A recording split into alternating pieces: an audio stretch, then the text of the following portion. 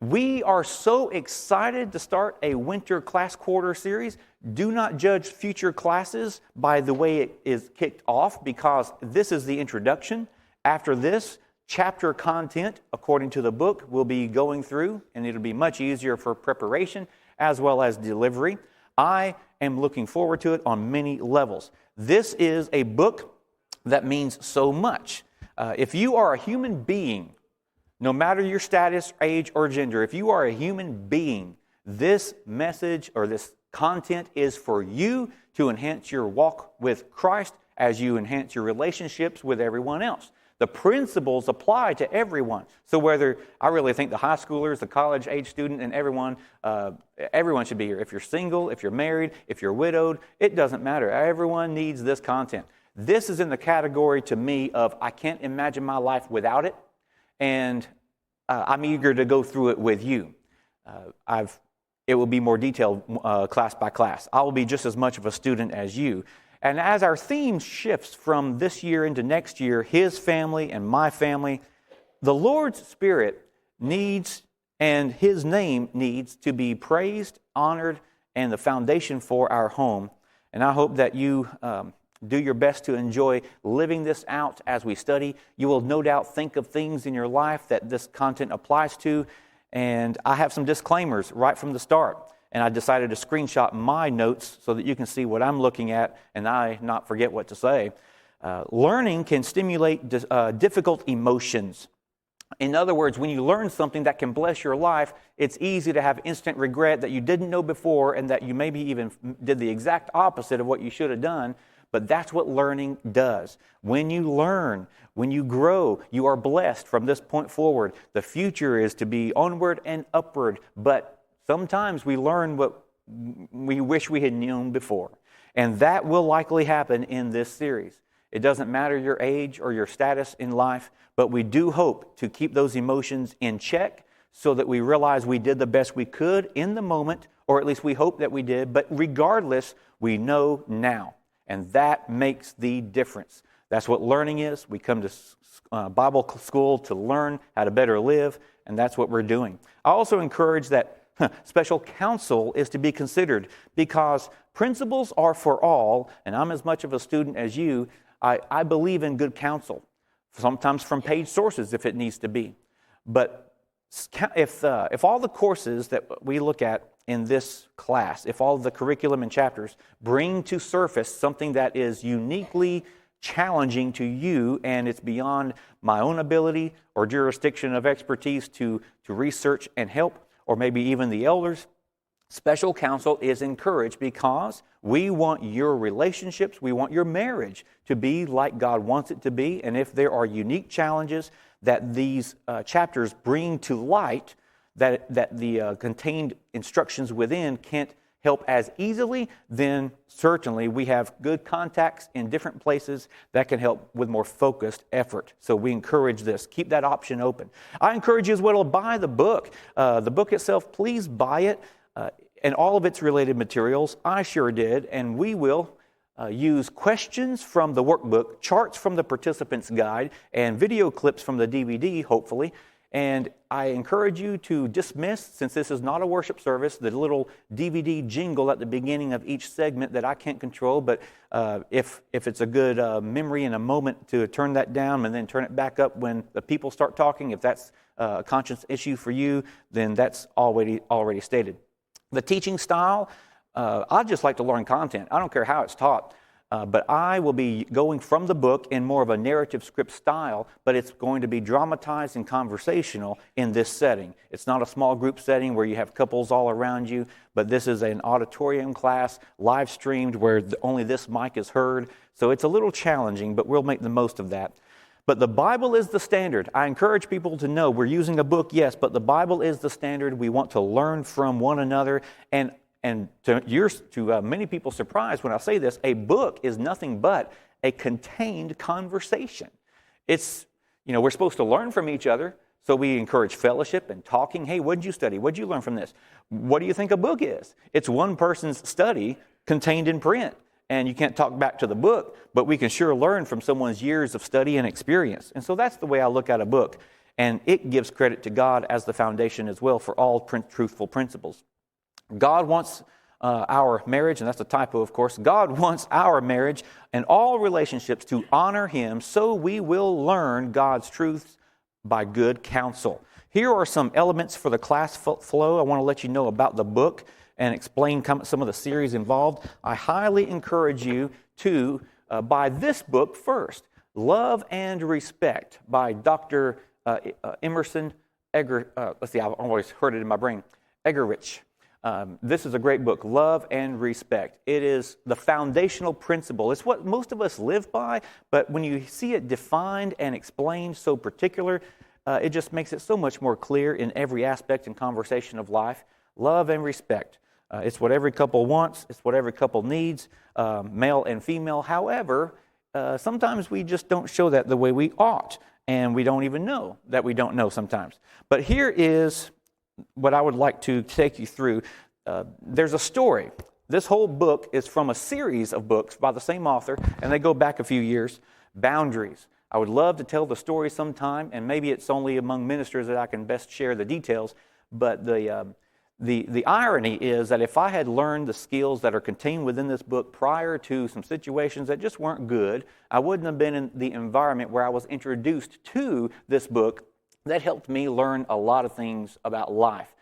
My conditioning, what I saw growing up, just convinced me that, and no one ever stated the contrary, that ministry must just be doing whatever anyone wants or thinks or expects you to ask you to do. That's what ministry is. Well, that makes you a good servant heart, but you get abused and run over a lot unnecessarily, disrespectfully, frankly. This book, Boundaries, is good to learn basically how to respectfully, justly say no. But that being in your mind, that was such a hit book, that then you have another book, Boundaries in Dating, Boundaries with Kids, Boundaries with Teens, and Boundaries, in Marriage. And that's the book we are using for this whole series in this winter quarter. We have a video queued up here. I'm going to go to the next little scene here and cue that video up first. We're going to look at some theme-related articles. Oh, you know what? I just now realized this. I went through the book, but we need to now look at... okay. Of course, I forgot momentarily how I queued this up. So let's see if the video works. It's just a 2-minute clip showing a lady who is on a staircase having a conversation late at night. And if it works, yay. If not, then we will get into the articles.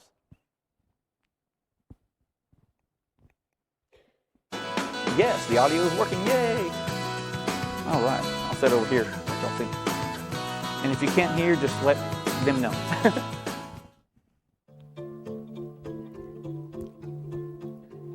Hi, Monica. It's me, Steph. Hi. Hey, sorry to call so late. Oh, that's right. It's only 10 o'clock there, isn't it? Yeah, it's 1 a.m. Steve? He's upstairs, in bed. I don't know, I just couldn't sleep, so I pulled out our wedding album, and he looked beautiful that day. It seems like such a long time ago. I know it's only been 5 years, but it feels like 25 to me. I don't know. Things just aren't what I expected. I'm not sure what happened. It's just that the man in these pictures isn't the same as the man sleeping upstairs. What do I mean? He doesn't seem to care about the things that are important to me. Monica, you know how I've wanted to finish my degree. When I dropped out to put him through law school, he told me that my time would come. I'm still waiting, but he won't even talk about it. Of course I still love him. It's just that I'm not in love with him anymore. You know what I mean. I remember when we were first engaged, he said we'd always be the best of friends, life partners. But aren't partnerships supposed to be a two-way street?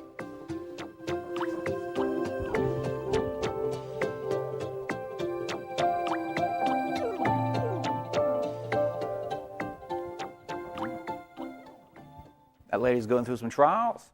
Maybe all too relatable. Thank you so much. We will keep that prompt cue up as we shift back to the PowerPoint for what you have available on your handouts. And I just noticed the other scenes are not so dark, but maybe the lights dimmed next time would be beneficial, and I might remember to say that. Let's deal with some articles. Edwin Crozier has some great works. I downloaded all of his articles from the congregation he was at many years ago, and I remembered that resource, and I'm glad I did. Theme-related articles, here we go. I'll not read every word, but I will read some highlights as we go. Sorry the text is so small, but that's the best way to get it all on the screen. God is working on your marriage. Don't give up. Marriage is not easy, no matter what anyone tells you, no matter what the storybooks say, no matter what the movies promise. Marriage takes work. Skip a line to the left. In marriage, there will be disagreements about money, time, spirituality, raising kids, sex, work, in-laws, recreation, needs. You are two different people from two different backgrounds, two different perceptions about everything. It stands to reason that sparks will fly, toes will get stepped on, feelings will be hurt, and it doesn't matter who you are. It will take work, hard work, to overcome these obstacles. When these problems arise, Satan wants you to think that you've gotten into a bad marriage, or perhaps that you just are a bad person. Not so, or not necessarily so. Your marriage isn't bad, it's maybe normal. You aren't bad, but you're human. Rather than throwing in the towel, you need to put on the apron and get to work. Why? Because you're not alone. Philippians 2:12 says, as Paul would write, skip a few lines, work out your own salvation with fear and trembling, for it is God who works in you both to will and to do for His good pleasure. And then he would say it's not directly relating to marriage, but it is in principle, our conduct in marriage is part of how we work out our own salvation. And I push pause here because if you don't think so, then we haven't studied the Scriptures enough to know that we either honor God or dishonor God by how we treat our spouse. And it affects our relationship with Him and even our forgiveness of sins if we don't do so justly. Skip a few lines to the right. So, did you mess up big this morning or yesterday? Did you have a huge fight last night and wonder when it was going to stop? Is Satan tempting you to think it will never get better? Don't hand him the battle. Hang on. Pick up your cross again today. Maybe things aren't perfect in you or your marriage right now, but God is working on you and it. That's what I'm talking about. Let's continue with some highlighted scenes from, in this case, from Article 2. The number one key to success in everything. The first half of this article, basically, or the first third says, hey, this is the secret to having the best life possible. If I could tell you the number one secret to having fulfillment and happiness and joy, would you want it? And of course, the answer is yes. He says, I found it in Psalm 128, verses 1 through 4, and it's highlighted in blue for you. Blessed is everyone who fears the Lord, who walks in His ways. You shall eat the fruit of the labor of your hands, and you shall be blessed, and it shall be well with you. Your wife will be a fruitful vine within your house, and your children will be like olive shoots around your table. Behold, thus shall be the man who is blessed. Blessed is the man who fears the Lord. Boom. Did you see it? Did you see the number one key to success in every aspect of your life? Fear the Lord. Revere and respect Him. Make Him the center of everything you do. Make His will the guide for how you act in every aspect of your life. And then he goes on to list things like job. Why do you do what you do in your job? Is it for selfishness, or are you doing it to pleasing Him? Then he, in the article, draws it back to being a godly spouse and the role you fill in the family. The psalmist says, describing the wife and the children, that these are all as they should be and are a blessing to you as they honor God. So, skipping way down to the bottom, the psalmist's 3 lines from the top, or 3 lines from the bottom. The psalmist's point is simply this, that the number one key to success in everything is your relationship with God. Get that right. Let everything else flow from that relationship, and you will have success. Fulfillment, meaning in every aspect. Some of the content is really hard to read because he says, hey, if you're treating people based on the needs of respect or credibility, sometimes we are not very loving, sometimes we are not worthy, and it goes both ways. And so we need to realize that how we treat one another is based on our reverence to God, and that makes all the difference. Thinking back to what you just heard, the words you just heard in the video there, Article 3, not happiness, but holiness.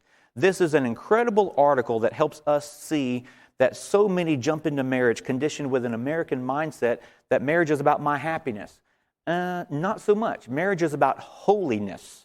And if you want to serve the Lord and be free to serve Him, stay single, that's fine. That's biblical. But if you want to, in so many ways, get closer to God, marriage is a way to do that because of the dynamics when both people pursue righteousness together. And I like how he says towards the bottom of this screen, let's see, Gary Thomas in the bottom third center. Gary Thomas said, sacred marriage, if you want to be free to serve Jesus, there's no question, stay single. But if you want to be more like Jesus, I can't imagine a better thing than to get married. And then the author says, I agree, because where else can we better learn to love someone who is completely different from us? Where else can we better learn to forgive someone who has hurt us? Where else can we better learn to sacrifice ourselves for someone who doesn't deserve it? Where else can we better learn to be like Jesus? And that's where this series begins.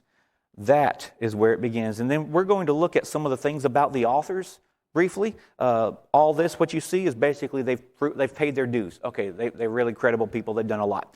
And then I like to read this little portion. 2 lives becoming one. That's the ideal for marriage. But maybe you've discovered that's easier said than done. How do you solve problems? How do you establish healthy communication? How do you work out conflict and deal with the struggle of differing needs? In the process of knitting 2 souls together, it's easy to tear the fabric. That's why boundaries, the ways we define and maintain our sense of individuality, freedom, and personal integrity are so important. When you hear the word boundaries, that's what you need to think about. The ways we define and maintain our sense of individuality, freedom, and personal integrity in the commitments to the covenant. This is more than rubber meets the road. This is a racetrack. This is a stunt course. This is going to be fun. As we continue, all this is to basically say this is what you can anticipate. Number 4, whether you are just starting out or maybe you've been married for years, or maybe seriously contemplating marriage, or maybe again. And like I mentioned at the beginning, it doesn't matter who you are. Boundaries, this book will show you how to establish your own with respect for your partner and anyone really that you deal with, drawing on principles from the Bible. It can help you safeguard against relational fractures and mend existing cracks, usually caused by selfishness, frankly, and pride. But it may even save your marriage. It can even help make a best marriage even better. So I'm excited about all these things to look forward to. We're going right along and we're on schedule to make sure I get to what we started needing to get to. But this is all important for introductory material. On this portion where you have the word marriage, it takes 2 individuals to become one flesh. I'm just going to read the top portion and then the middle. Only when you and your mate know and respect each other's needs, choices, and freedom, yes, freedom, then can you give yourself freely and lovingly to one another. This will be the key. It's understated, but it's repeated often, and therefore it's key to understanding all the content and putting it in this category. When we're studying the contents of this chapter, of these chapters, that is a principle they go back to. Remove it and you don't have a book. I'll say it then again. Only when you and your mate know and respect each other's needs, choices, and freedoms can you give yourself freely, lovingly to one another. Where it says, this long-awaited book helps you understand the friction points, serious hurts and betrayals, and move beyond them, the mutual care, the mutual respect, affirmation, and yes, intimacy on the spiritual, emotional level is what you've been longing for. And this will help us. This is what someone wrote about it after reading the book. So these are things to look forward to. This is where we'll stop momentarily and know that the Love Is Not Enough article, which is right in the front of the outline. I can only hear someone now saying, well, yes, it is. Love is everything. Well, of course. But after this whole class series, you'll go back and see that line in a completely different sense. So in this case, let's cue up the next video. And simply, you're already ready for clicking next. Hope you enjoy it. It's pretty much thought for thought. So when they're talking and you get to know each other, just know that they're going over what you're looking at right here. Welcome to Boundaries in Marriage. My guess is if you're watching this video, marriage is probably important to you. You may be happy in your marriage and want to keep it growing, or you may be struggling and dealing with some major or minor problems. You may be single and want to prepare for marriage. You may be divorced and just want to prevent the pain you went through if you do remarry. Well, one of God's greatest gifts is a lifetime of love and commitment to one person with whom we can share life. Marriage is one of God's best designs, and it is the metaphor that He chose to describe our relationship with Him. It's the mystery of living as one flesh with another human being. Marriage is about love. It's bound together by the care, need, companionship, and values of two people, which can overcome hurt and immaturity and selfishness to form something better than what each person alone could produce. Love is at the heart of marriage, but it's not enough. The marriage relationship needs other ingredients to grow and to thrive. These ingredients are freedom and responsibility. When two people are free to disagree, they're free to love. When they're not free, they live in fear, and love dies. Likewise, when two people together take responsibility to do what is best for the marriage, then love can grow. When they don't, one takes on too much responsibility and resents it. The other doesn't take on enough and becomes self-centered or controlling. Boundaries in marriage is fundamentally about love. It's about promoting it and growing it and developing it and even repairing it. We want to help you develop love by providing a better environment for it, one of freedom and responsibility. And this is where boundaries, or our personal property lines, come in. They promote love by protecting individuals. So welcome to Boundaries in Marriage. We hope this is a helpful resource for you, whatever the condition of your marriage. We pray that as you learn to make the word no a good word in your marriage, that responsibility and freedom will then help love take deep roots in both of your hearts. Amen. Yeah. And those are the authors, and they spoke to you what you have on your handout there.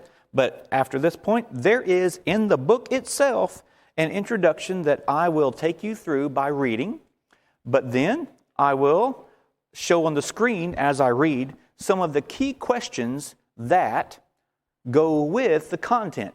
Those are what you have printed for you from the workbook as well. So that's what you can see and use. Those of you online, please buy all that curriculum.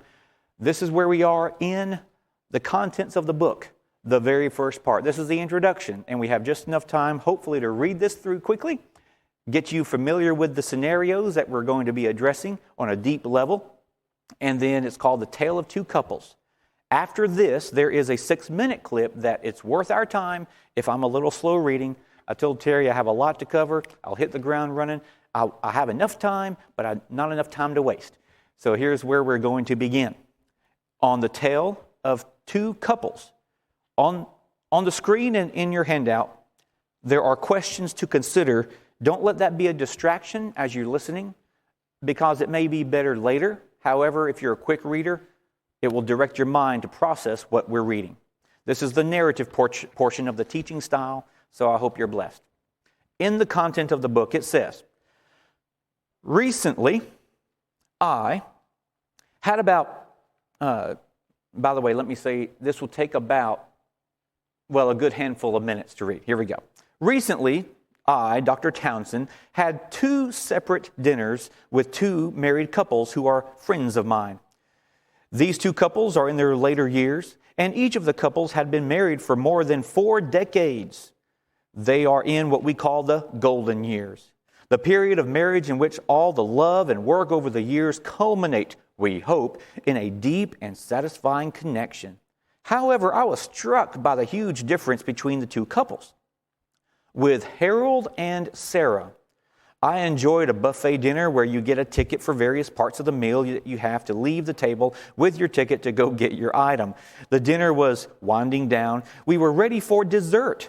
Harold reached into his shirt pocket and pulled out his dessert ticket, tossing it in front of Sarah. He said casually, "Sarah, dessert." Not, please, Sarah, will you get my dessert for me? And certainly not, can I get your dessert, honey? Harold was assuming Sarah would obediently comply with his two-word command. I didn't know what to say, so I sat there and watched. Sarah was clearly embarrassed by Harold's public display of control. She sat there for a couple of seconds, apparently deciding what to do. She then seemed to gather up her courage and quietly but forcefully say, "Why don't you get your own dessert?"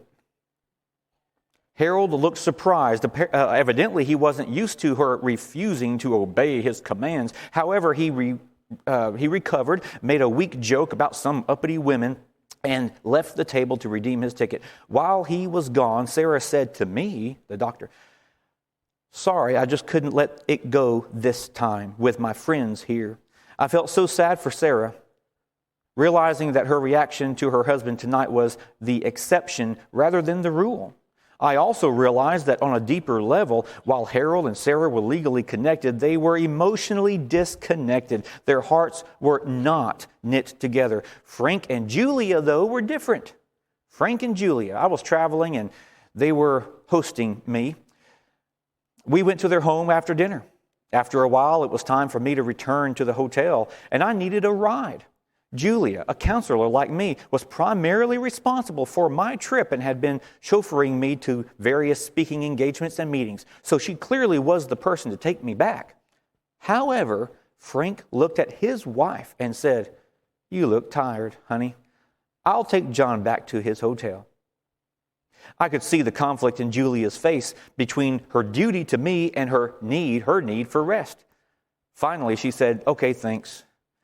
"Okay, thanks." And Frank drove me to the hotel. The next day at the conference, I talked to Julia. I remarked on Frank's kindness in offering the ride and her struggle with taking the offer. She said, "Oh, it wasn't always that way. In our 20s, he wouldn't have offered, and I wouldn't have taken the offer. But we worked on this issue a lot during those days. I had to put my foot down on some issues, and we almost divorced.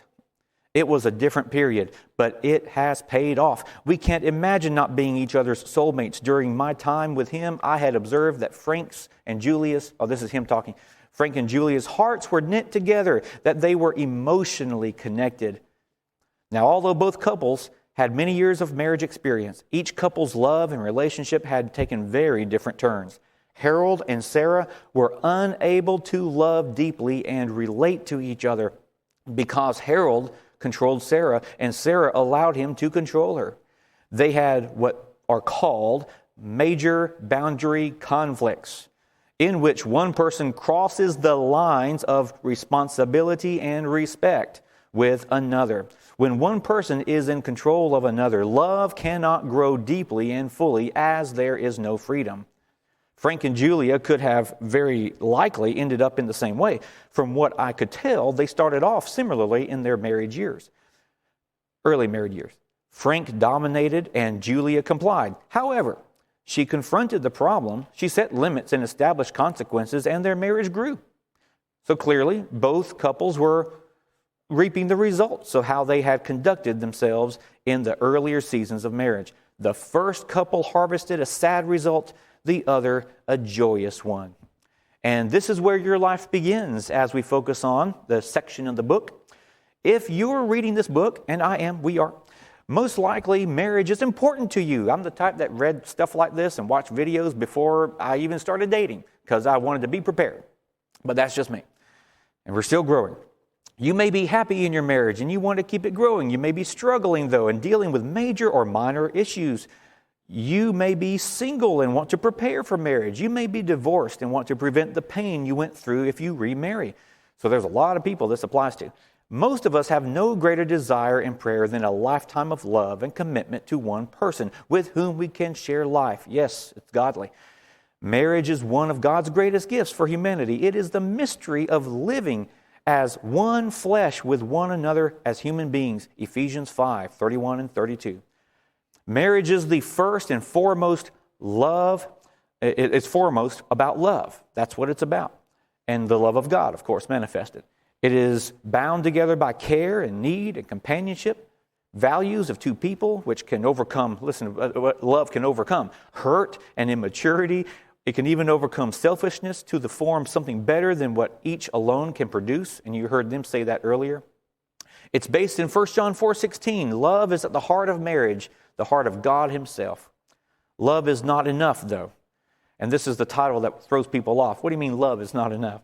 The marriage relationship needs other ingredients to grow and thrive. And obviously, I interject that you can't grow those or won't if you don't have love, but if you do, you will. Those ingredients are freedom and responsibility. When two people are free to disagree, they're free to love. When they are not free, they live in fear. Fear indeed. And love dies. Perfect love, however, casts out fear. That's 1 John 4:8, great principle. And when two people together take responsibility to do what is best for the marriage, love can grow. When they do not, one takes on too much responsibility, it's offset, and resents it. The other does not take on enough and becomes self-centered and controlling. That's exactly what happens. Freedom and responsibility, problems in a marriage will cause love to struggle. But like a plant without good soil, and marriage relationship will struggle in an unfriendly environment. And it captions the book title again, Boundaries in Marriage is fundamentally about love. It is fundamentally about love. Promoting it, growing it, developing it, repairing it. And we want, they say, to help you in this. He says, we wrote this book because they were encouraged to. I'm going to skip a few lines here. They said they couldn't say they needed help with some conflicts. I'm going to go to the next section here. As you will see, character is key. When people grow in character, they grow in the ability to set and receive boundaries in their marriage. They will mature. When they resist hearing the word no, they remain immature. It's not pleasant, but sometimes it's necessary. And then we learn a lot about ourselves in the process. You may both be open to the concept of setting and receiving truth and boundaries with each other. This openness will make the process much easier. If you're open to it, of course, that makes all the difference. And here's the overview at this point. Here's where we're going. Here's where we are and where we're going. Part 1, understanding boundaries. Here's where we're going the rest of the class. It's in this structure. Under category 1, it's understanding boundaries. It introduces you to the idea and getting us used to when they should be applied and where. Part 2, building boundaries in marriage. How do we establish them? When is the right place and time and how? And then resolving conflict in marriage. That's where the rubber really meets the road. We need to get familiar with the tools before we learn how to use them. And then using them, we become experts in them day by day. And then part number 4, misunderstanding boundaries. You don't use this knowledge to change or to trick the other person. It's to improve yourself and the marriage. So clarifying the misconception is basically what I just said. But there is one paragraph to conclude. Welcome to Boundaries. We hope this is a helpful resource. Whatever condition your marriage is in, we pray that you learn, and as you learn to make the word no a good word in your marriage, responsibility and freedom will then help love take deep roots in both your hearts. And then he just concludes it by saying, God bless you. In this case, please let us cue up that third video, and we will conclude our time with that. And if it doesn't play, then we'll conclude our time now. But it's well worth the 6-minute clip.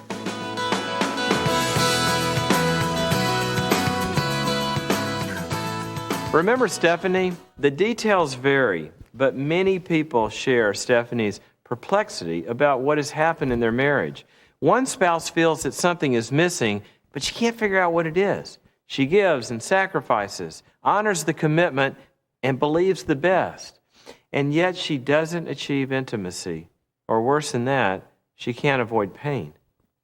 In our work with couples over the years, we've observed that while many things go into producing and maintaining love, over and over again, one issue is at the top of the list: boundaries. When boundaries are not established in the beginning of a marriage, or when they break down, marriages break down as well. Or such marriages don't grow past the initial attraction, so that they're never characterized by real and deep intimacy. They never reach the true knowing of each other and the ongoing ability to abide in love and to grow as individuals and as a couple.